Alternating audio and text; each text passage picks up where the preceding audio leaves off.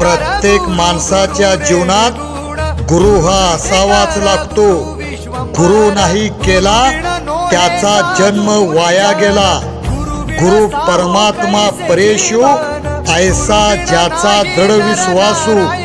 जे जे आपणाशी ठावे ते ते दुसऱ्यासी देई। शहाणे करून सोडी सकळ जना। तोची गुरु खरा आदि चरण तयाचे धरा।